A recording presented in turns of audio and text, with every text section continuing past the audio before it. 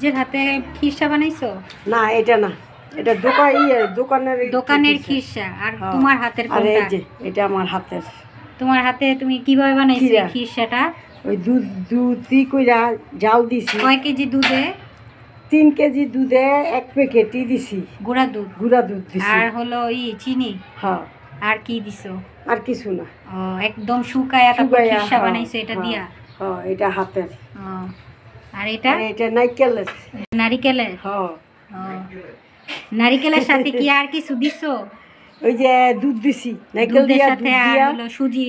না সুজি না, শুধু নারিকেল দিয়ে? শুধু নারকেল দিয়া দুধ দিয়া জাল দিছি। বাড়ি কেক বানাইছে? এটা ভাবি বানাইছে? হ্যাঁ, এটা লাই বানাইছে। পিঠা মালপোয়া অনেকে মালপোয়া বলে, আবার অনেকে ডুবা পিঠা বলে, আবার অনেকে তোমরা কি বলো? আমরা তো তেলের পিঠা বলি, নারায়ণগঞ্জের মানুষ আমরা। অনেকে আবার সন্দেশ পিঠা বলে, তাই না ভাবি? না, অনেক তেলের পিঠা লিখেছো, কেউ তো জানে না।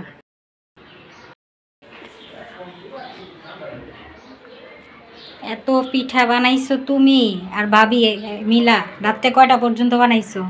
12টা পর্যন্ত বানাইছো? ও এই অসুস্থ শরীর নিয়েও বানাইছো। এটা এই কয়টাকে এই পিঠা? এটা কি নারিকেল দিয়া? এটা নারকেলের। এই কয়টা বানাইছো কে নারিকেল দিয়া? এই অল্পই বানাইছি, নারকেলের পিঠা খাইতে চাই না। তুই পছন্দ করো সেলিয়েগা আর কি।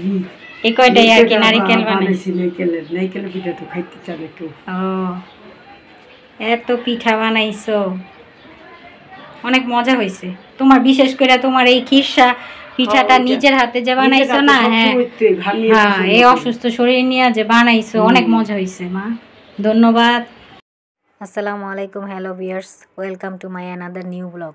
আজকে বাবার বাড়িতে দাওয়াত ছিল পিঠার, তো সকালবেলায় এক রাউন্ড হয়ে গিয়েছে পিঠা খাওয়ার।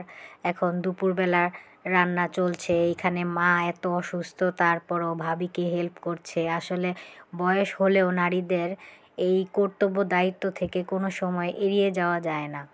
কিছু না কিছু আসলে করতেই হয় নারীদের, যতই রিটায়ার করুক আর যতই কাজ থেকে দূরে থাকুক, আসলে দূরে থাকা যায় না।